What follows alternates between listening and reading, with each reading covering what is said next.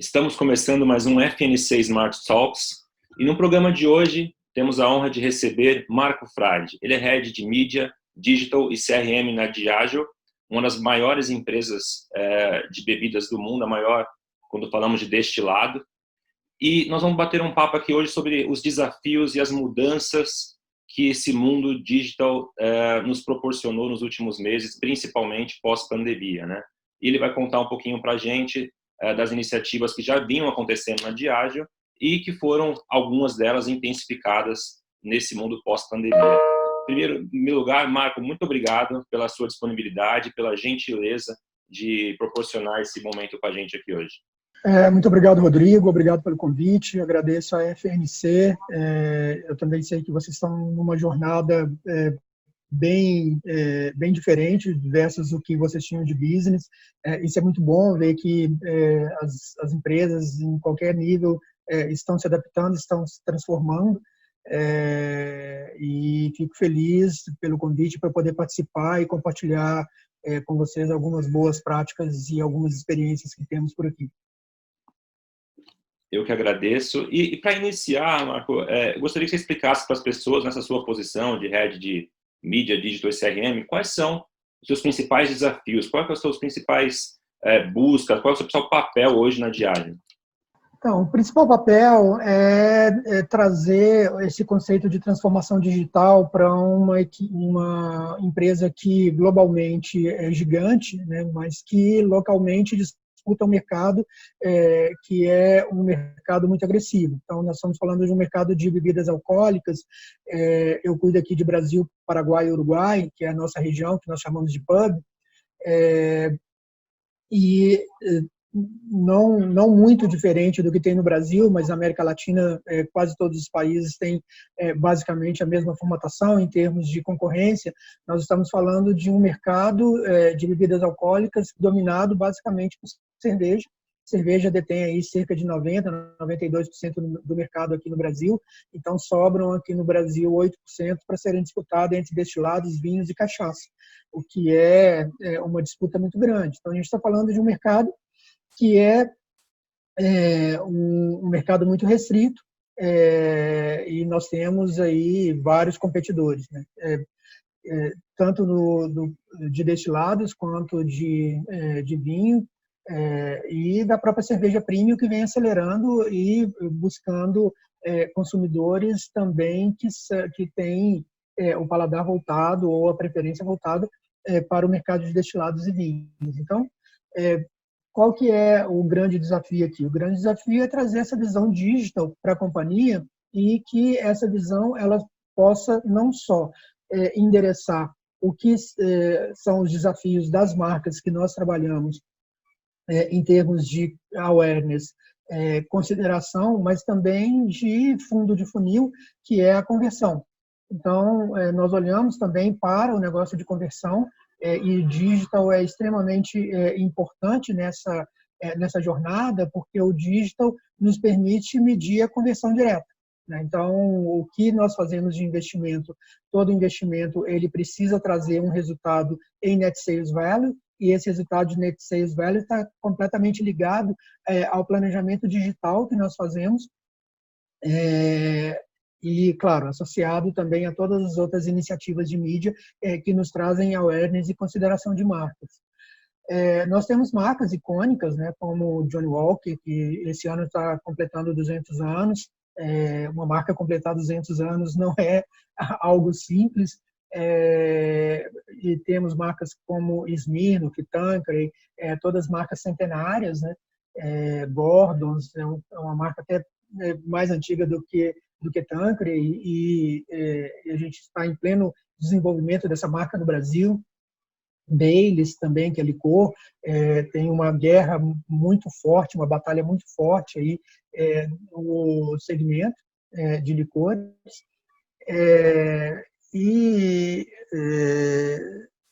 Então, assim, o digital ele tem uma preponderância muito grande, porque ele representa aí cerca de 60% a 65% de todos os investimentos de marketing que nós fazemos, e traz essa potencialidade de nos dar visibilidade e resultados nas 3 camadas do funil.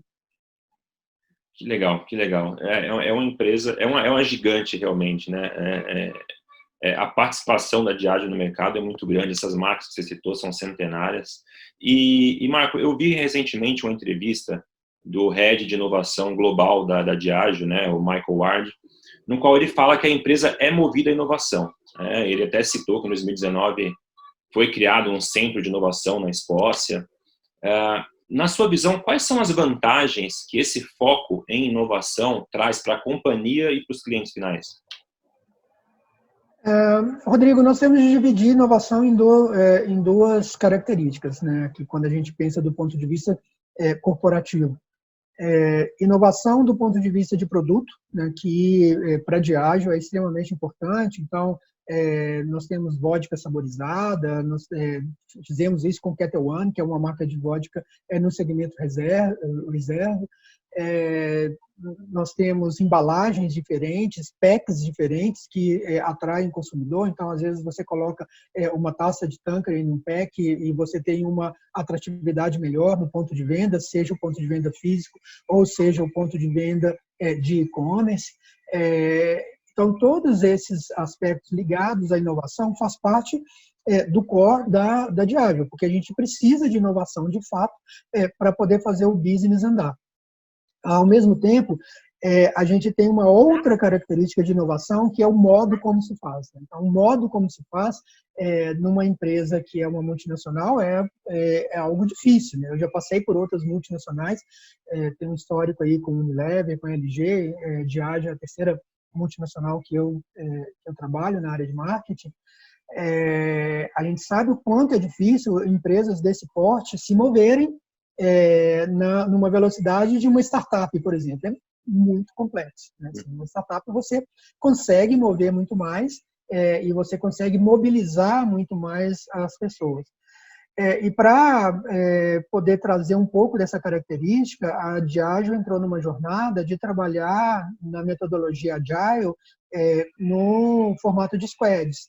Então, nós montamos squads internas em que nós fizemos um mixer aí de profissionais da área de marketing, trabalhando com profissionais da área de trade, com profissionais da área comercial e com uma estrutura de suporte com legal, com customer, com supply, enfim, mas pegando esse core específico do business, que é marketing, trade e vendas comercial, nós misturamos essas pessoas e definimos squads de acordo com os interesses de negócio. Então, montamos uma squad de home occasion. Por quê? Porque as pessoas, depois da pandemia, passaram a consumir em casa. Então, como é que eu vou entender o consumo em casa das pessoas e fazer com que o nosso produto chegue até esse consumo com um hábito diferente? Montamos uma outra squad de parcerias. Então, precisávamos de parcerias, muitos parceiros, não só os retailers, mas precisávamos de parceiros que não estavam mapeados. Então, como é que a gente começou a mapear isso, trazendo toda essa inteligência de marketing CMO, que a gente chama de trade aqui, né? O trade nós chamamos de CMO, e vendas. E montamos um projeto com squads de e-commerce, que é um projeto que eu estou liderando aqui na companhia. Na realidade, não é uma squad, são 11 squads. Nós começamos com 10 e no meio do caminho chegamos a 11 squads e definimos isso por verticais. Então, eu tenho uma squad que trata de key accounts, porque o key account tem uma característica. Uma squad que trata de B2B, porque o B2B é diferente. Eu vendo para um grande distribuidor que vai vender para um distribuidor menor ou para um varejista. Eu tenho uma squad de cash and carry, que é completamente diferente. O canal cash and carry vive muito de preço e promoção. Então, como é que você trabalha com isso, né? Com delis, que delis, as delicatessen, o consumidor é um consumidor com poder aquisitivo melhor. Então, como é que você vai trabalhar essas frentes em e-commerce, considerando que o e-commerce ele cresceu muito, né? Assim, eu me lembro que no ano passado nós comemoramos na Black Friday de novembro do ano passado, todo mundo comemorou a entrada de 450 mil novos consumidores no e-commerce, uma vitória, assim, nunca tínhamos chegado a esse número. Em abril, a pandemia trouxe 4.200.000 novos consumidores. Então, quer dizer, assim, em maio, acrescentou mais 1.600.000. Em abril, em junho, mais 1 milhão de consumidores. Então, nós estamos falando de 7,6 milhões de novos consumidores dentro da plataforma de e-commerce, com as pessoas dentro de casa. Então, isso, se 50% a 60% dessas pessoas permanecerem no e-commerce, nós descobrimos um novo business e precisamos estar preparados para ele dentro da representatividade de resultados de vendas da companhia. E tiveram, durante essa jornada, tiveram canais que nós não estávamos mapeando, que são canais novos que nós chamamos de Pure Players, né? Pure Players e Convenience. Então, fazemos negócio direto com a Amazon, com a Magalu, com o Mercado Livre, com o B2W, fazendo negócio direto com o Rappi, com o Corner Shop, com o iFood, com o Uber Eats. Então, isso era um business que não fazia parte do nosso negócio e a gente começou a acelerar com isso.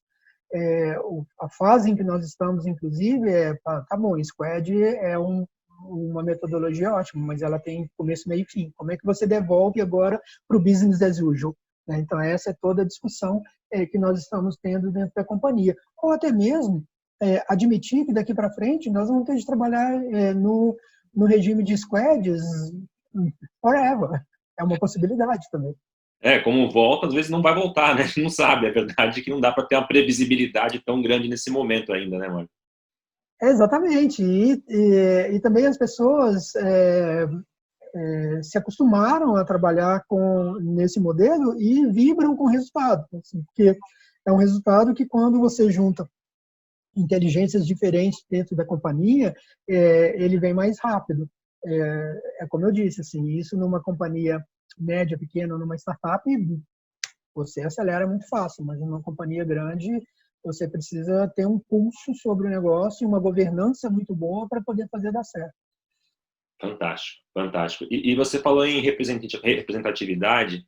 Eu vi que a ABRAB, né, a Associação Brasileira de Bebidas, estima que a pandemia reduziu até 50% o consumo de bebidas alcoólicas no país. Com esse cenário e esse desafio, como que a Diageo conseguiu se reinventar? Que tipo de iniciativa ela precisou fazer para reforçar e aumentar a sua participação em e-commerce, por exemplo, como você acabou de citar? O tombo foi grande, né? Assim, mais de 50% do nosso negócio estava centrado no on-trade, que eram bares, restaurantes e, associado a isso, os eventos. Porque o tipo de negócio em que nós estamos é pouco provável que as pessoas consumam por impulso, né? Então, não é como cerveja. Na realidade, o consumidor, ele primeiro precisa experimentar o nosso produto num bar, ou num restaurante, ou num evento, e depois ele compra e leva para casa, se ele gostou, né? Então, o recrutamento, ele é mais complexo do que o recrutamento de cerveja. E o tombo, quando nós vimos, poxa, caiu o chão, né? Assim, mais de 50% do negócio está fechado. O que você faz agora? O que nós fizemos foi olhar para os canais, entender esse consumo em casa, entender o crescimento do e-commerce para poder começar uma recuperação que nós chamamos internamente e globalmente, né, de Emerging Strong.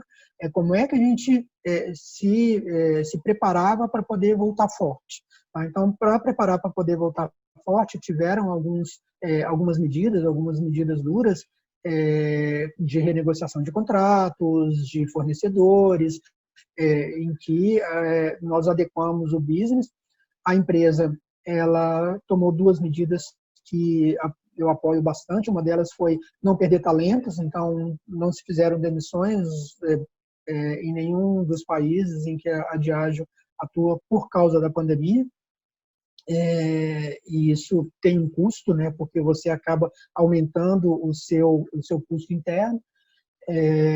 E também segurou caixa para que a gente pudesse trabalhar só no regime de performance. Então, o regime de performance, ele passou a funcionar da seguinte forma para todos os funcionários aqui dentro.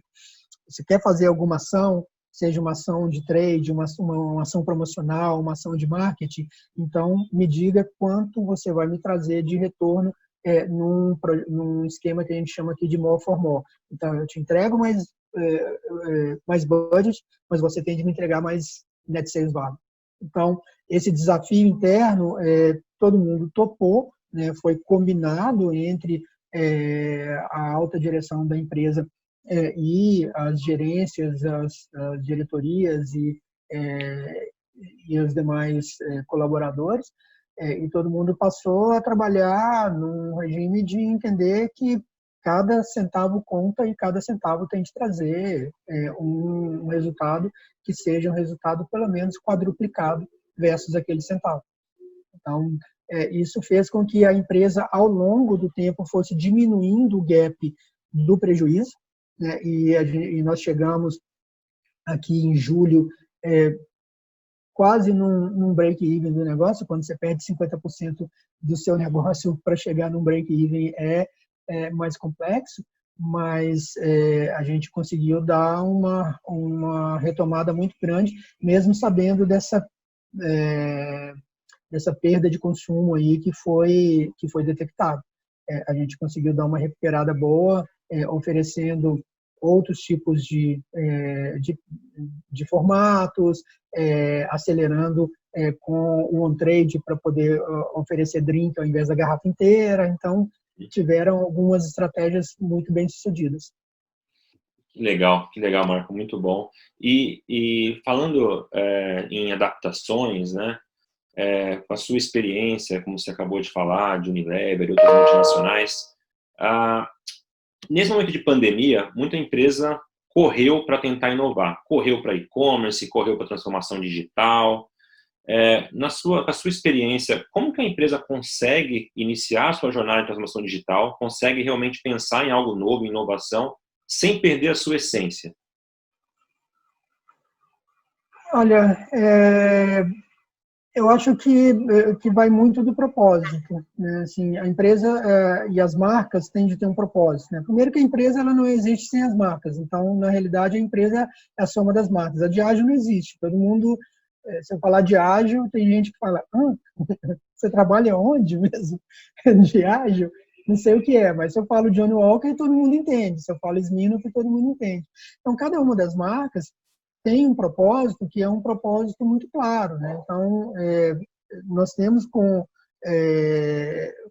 as marcas um procedimento que é um procedimento estratégico que envolve várias áreas da companhia. Então, quando você fala em transformação digital, assim, não dá para pensar só na internet. Você tem que pensar em processos internos, né? Como é que você transforma a área de customer, a área de finanças, como é que você prepara a área de abastecimento, de supply, para poder trabalhar nesse regime, né? Assim, é diferente. Então, transformação digital é algo que muda a cultura de toda a companhia que não está ainda trabalhando nesse regime. Então, você tem de trazer isso como uma possibilidade e uma formatação cultural das pessoas que estão dentro e dos processos também, né? Não só pessoas, mas de processos.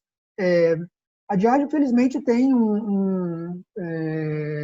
uma capacidade processual muito grande, principalmente na área de marketing. Nós temos processos que não são rígidos, pelo contrário, são muito mais discursivos do que rígidos, e estamos sempre acompanhando o mercado e trocando experiências de mercado a mercado. Então, saber um pouco o que está acontecendo na Europa, na China. Nós aprendemos muito, por exemplo, na pandemia com a Diageo China, porque eles estavam em outra fase. Então, nós fomos pegando e seguindo as fases em que eles passaram para poder trazer esse tipo de cultura para dentro. Acho que vai muito daí da questão de entender o propósito das marcas, saber que a marca ela tem de estar preservada no processo, né? Seja no processo de pandemia ou num desastre, enfim, um terremoto ou alguma coisa nesse sentido, porque a gente também tem Diageo no Japão e já passamos por isso. Saber como a marca ela se comporta e não fugir do propósito, né? Assim, tem uma coisa muito interessante na Diageo que é o Responsible Drink. Nós vendemos álcool, e sabemos que vendemos álcool com o propósito de que as pessoas celebrem. nós não incentivamos o consumo exagerado, nós não incentivamos que as pessoas comprem ou consumam de uma forma que não seja a forma adequada, nós incentivamos a celebração. Se a celebração ela é saudável, e nós colocamos isso em no propósito de todas as marcas, você mantém a estrutura da marca e o posicionamento dela para poder acompanhar um processo que seja de transformação digital, como é o que nós estamos fazendo internamente na companhia. E também a questão de cultura, né? Assim, a cultura interna, ela precisa acompanhar. Perfeito, perfeito. Marco, para finalizar, muito se fala no tal do novo normal, né? Queria saber o que você acha sobre isso, se existe realmente esse novo normal e como ele impacta para quem as pessoas que trabalham com marketing, mídia, digital. Existe esse novo normal, Marco? O que você acha?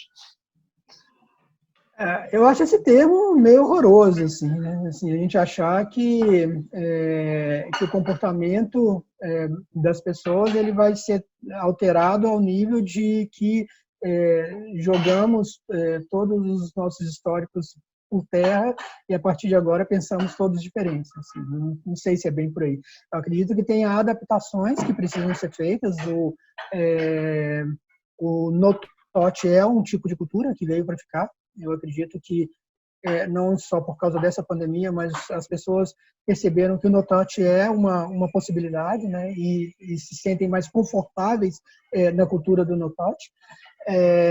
Mas quando eu penso do ponto de vista corporativo e de digital, por exemplo, eu entendo que nós já vínhamos vindo numa transformação, né, que isso se acelerou. Então, acelerar não pode falar que é novo, acelerar é acelerar, não é tão novo assim. É claro que muitas empresas sofreram, muitas fecharam, o que é muito ruim, né? Assim, muitos business deixaram de ter relevância, importância, outros apareceram, né? A gente vai ver o saldo disso ao longo da retomada, como é que isso se dá, mas eu acredito que, de novo, tem muito pouco. Eu acho que tem mais de acomodação e de entendimento do cenário, e isso é super importante. A gente precisa entender os cenários, porque poderia ser uma pandemia, poderia ser um desastre, poderia ser um ataque de marciano, sei lá, o que pode acontecer na vida de todo mundo, mas a gente precisa se adaptar de alguma forma. E as empresas, muitas delas, conseguiram se adaptar muito bem, né?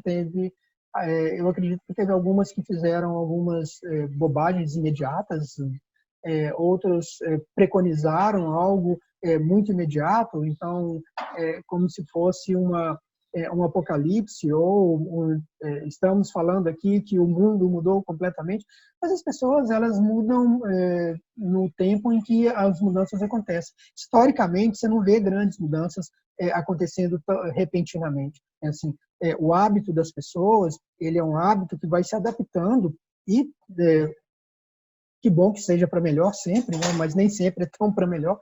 Mas as pessoas elas vão se adaptando a determinados tipos de situações, mas isso leva tempo. Assim, a história não se faz em um mês, em um ano ou em 10 anos. A história se faz em centenas de anos. Então, as pessoas elas vão amadurecendo e os comportamentos também vão amadurecendo nesse aspecto para poder se adaptarem.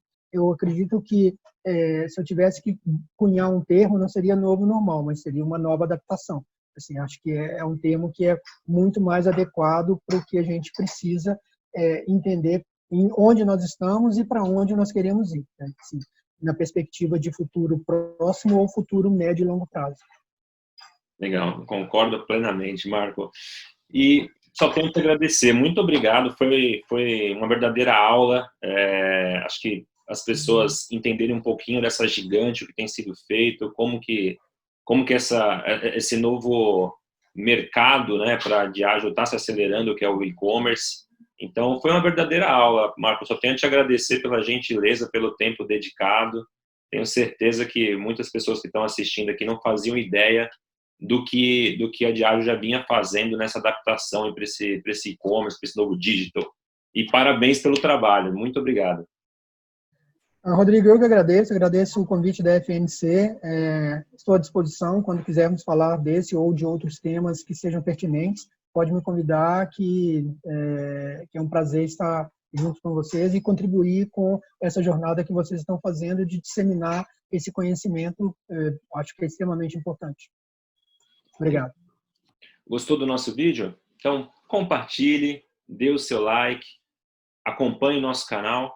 Toda semana a FNC tem um papo super bacana com pessoas de mercado, empreendedorismo, inovação, tecnologia, transformação digital, além do conteúdo que a FNC coloca também no ar, com webinars, com treinamentos, tudo gratuito para você acompanhar e seguir a FNC. Obrigado, até a próxima.